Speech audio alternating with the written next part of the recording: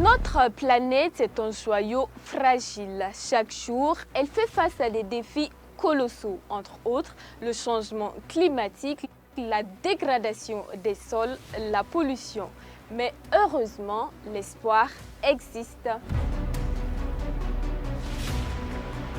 Bienvenue sur Face au Green TV, votre fenêtre ouverte sur un monde plus vert. Nous sommes une web télé dédiée à l'environnement et au développement durable. Notre mission, vous informer, vous sensibiliser et vous inspirer.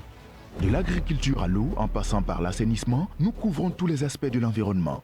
L'agriculture. Nous vous emmenons au cœur des champs pour découvrir les dernières innovations, les défis des agriculteurs et les solutions pour nourrir une population croissante tout en préservant la nature. L'eau. Ressource vitale. L'eau est au cœur de nos préoccupations. Nous vous montrons comment préserver cette ressource précieuse, comment l'accès à l'eau potable s'améliore et comment gérer les risques liés aux inondations et à la sécheresse. L'assainissement, un enjeu majeur pour la santé publique. Nous vous présentons les initiatives qui visent à améliorer les conditions d'hygiène et à protéger notre environnement. Nos journalistes passionnés partent à la rencontre des acteurs du terrain, agriculteurs, chercheurs, associations, décideurs politiques. Ils décryptent pour vous les enjeux, les solutions et les avancées en matière d'environnement. Chez Face au Green TV, nous croyons à un avenir meilleur, un avenir où l'homme vit en parfaite harmonie avec la nature.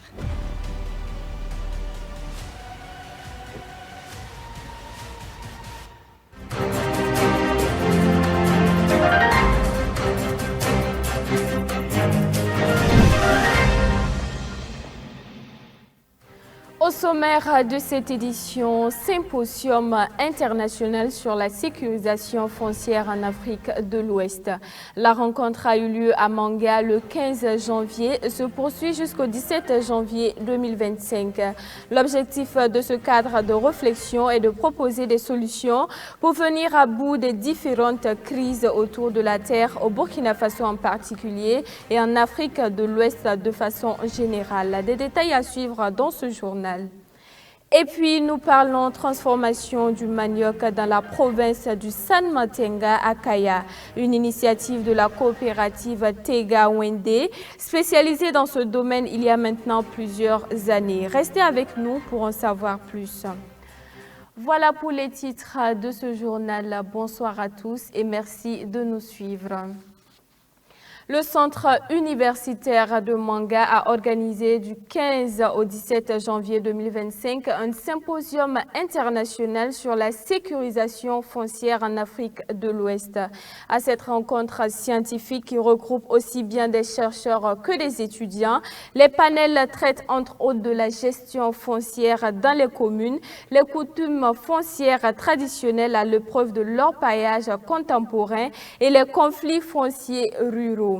Le monde de la recherche, à travers ce symposium international, entend proposer des solutions pour venir à bout des différentes crises autour de la terre au Burkina Faso et en Afrique de l'Ouest de façon générale. Mamadou Souaré pour plus de précisions.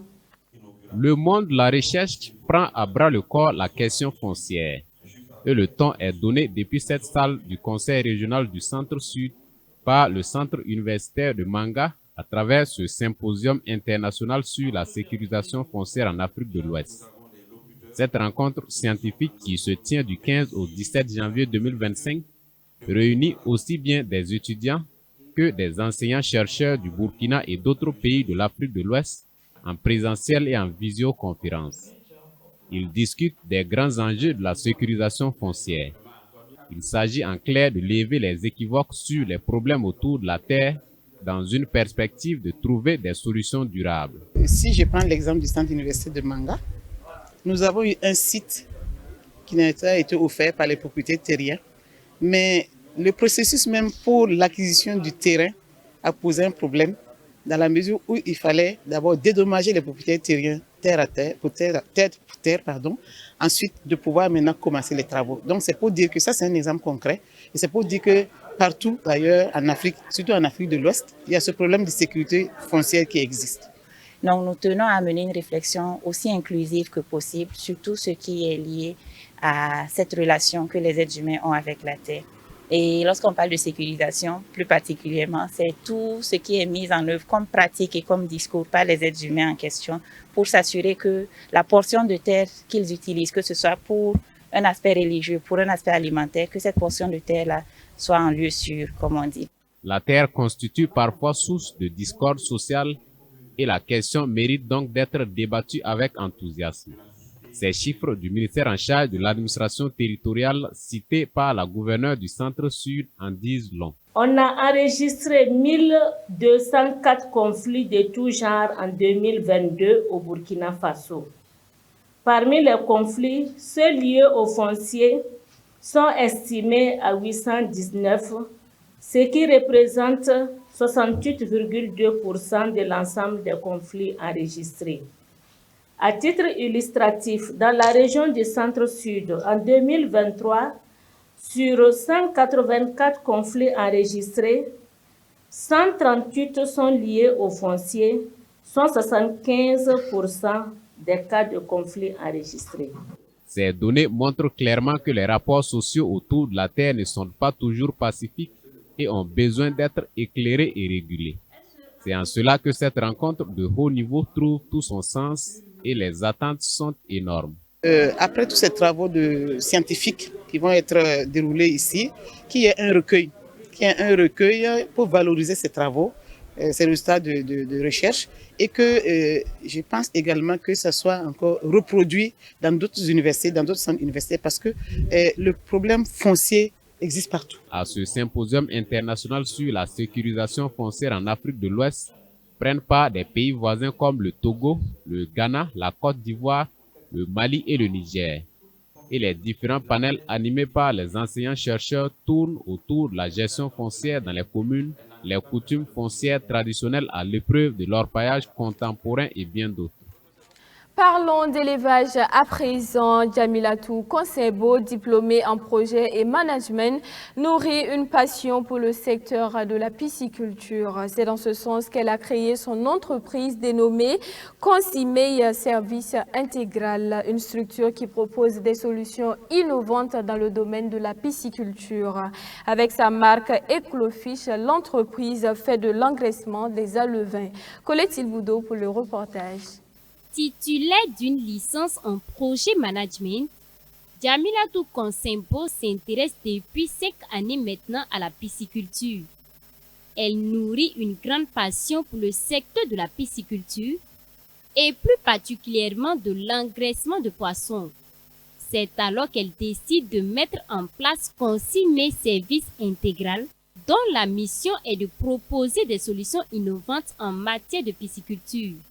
Consimei Service Intégral, à travers la marque Eclofish, fait la promotion de l'engraissement des alevins. Eclofish résout un des problèmes majeurs du développement de cette chaîne en fait au pays, c'est la production des alevins. Parce que pour pouvoir produire 100 000 tonnes de poissons, voilà, à l'horizon 2025, cet objectif ambitieux que notre État a décliné, il faut pour cela en moyenne 200 millions d'alevins. Et actuellement, on n'a pas d'écloserie moderne, équipée, qui arrive à produire ne serait-ce que le 1/4 de cette demande. Alors, Eclofish est une entreprise qui innove en fait dans ce sens. Nous agissons en fait sur toute la chaîne de la production depuis l'aliment spécifique pour les géniteurs. Parce que si les géniteurs sont bien nourris, nous avons une bonne laitance, nous avons de bons œufs et à l'issue de la fécondation, nous pouvons avoir un taux de mortalité inférieur ou égal à 10%. En vue de partager son expérience et aussi tisser d'éventuels partenariats, Consimei Service Intégral, à travers sa promotrice, a pris part à la 29e conférence des parties sur le climat qui s'est tenue à Bakou en Azerbaïdjan. Durant ce grand rendez-vous mondial qui a réuni un parterre de personnes pour échanger sur les questions climatiques, Dame Djamilatou Konsebo a pu prendre part à des conférences et des side events entre autres. Elle a pu s'enquérir de nouvelles technologies dans le domaine de la pisciculture qui lui seront bénéfiques dans les jours à venir, tisser des relations avec des partenaires en vue de collaboration future. En venant à la COP 29 ici à Bakou, à Azerbaïdjan, mon objectif est de partager les avancées agroécologiques en cours actuellement, dans mon pays, et participer à des thématiques, de renforcement de capacité, partager également les innovations que nous avons au sein de Eclofish en vue de participer à l'atteinte de la sécurité alimentaire dans mon pays. Au-delà de cela, c'est également identifier des partenariats en vue de faire grandir davantage la filière piscicole au Burkina Faso. Consommer services intégral, en plus de la production d'alevins, donne aussi des formations en pisciculture. L'entreprise fait également des installations et commercialise du matériel piscicole. Le souhait le plus ardent de Djamilatou Konsebo est de bénéficier de l'accompagnement du ministère en charge des ressources halieutiques ainsi que des partenaires techniques et financiers afin de pouvoir relever le défi qui est de produire 100 000 tonnes de poissons à l'horizon 2025 et atteindre la sécurité alimentaire. On termine avec la coopérative Tegawende basée à Kaya dans la province du San Matenga. Elle s'est spécialisée dans la transformation du manioc. Cette activité offre des emplois à plus d'une dizaine de personnes, ce qui leur permet de subvenir à certains besoins primordiaux. Kokou Mieso vous donne plus de détails. Le manioc, appelé aussi tapioca, est une plante vivrière tropicale originaire d'Amérique du Sud, mais aussi cultivée dans diverses régions tropicales et subtropicales à travers le monde. Au Burkina Faso, cette plante est largement utilisée dans la transformation de nombreux produits alimentaires. La coopérative Tegawende, basée à Kaya, dans la province du Samantenga, s'est spécialisée dans la transformation du manioc en une variété de produits.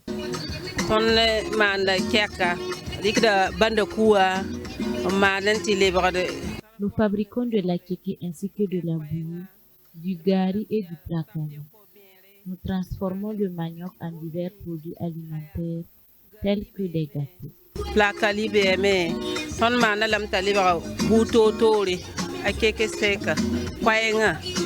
La transformation est associée à l'hygiène et à l'assainissement. C'est pourquoi ces femmes assistent à des formations pour améliorer leurs conditions d'hygiène. Les formations que nous suivons nous apportent de nombreux avantages en nous permettant d'acquérir des connaissances sur des sujets que nous ignorons auparavant. Avant, nous mettions en œuvre des pratiques inadaptées pour la transformation. Mais grâce aux formations, nous avons appris les bonnes méthodes. Aujourd'hui, nous partageons ces pratiques avec d'autres afin d'améliorer les conditions d'hygiène en matière de transformation. Cette structure basée à Kaya emploie une dizaine de femmes qui gagnent leur pitance grâce à cette activité.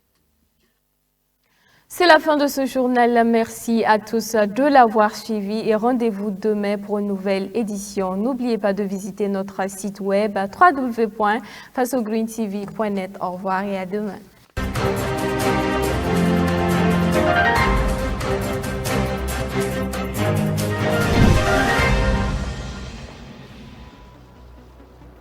Notre planète est un joyau fragile. Chaque jour, elle fait face à des défis colossaux, entre autres le changement climatique, la dégradation des sols, la pollution. Mais heureusement, l'espoir existe. Bienvenue sur Faso Green TV, votre fenêtre ouverte sur un monde plus vert. Nous sommes une web télé dédiée à l'environnement et au développement durable. Notre mission, vous informer, vous sensibiliser et vous inspirer. De l'agriculture à l'eau, en passant par l'assainissement, nous couvrons tous les aspects de l'environnement. L'agriculture. Nous vous emmenons au cœur des champs pour découvrir les dernières innovations, les défis des agriculteurs et les solutions pour nourrir une population croissante tout en préservant la nature. L'eau. Ressource vitale. L'eau est au cœur de nos préoccupations. Nous vous montrons comment préserver cette ressource précieuse, comment l'accès à l'eau potable s'améliore et comment gérer les risques liés aux inondations et à la sécheresse. L'assainissement, un enjeu majeur pour la santé publique. nous vous présentons les initiatives qui visent à améliorer les conditions d'hygiène et à protéger notre environnement. Nos journalistes passionnés partent à la rencontre des acteurs du terrain, agriculteurs, chercheurs, associations, décideurs politiques. Ils décryptent pour vous les enjeux, les solutions et les avancées en matière d'environnement. Chez Faso Green TV, nous croyons en un avenir meilleur, un avenir où l'homme vit en parfaite harmonie avec la nature.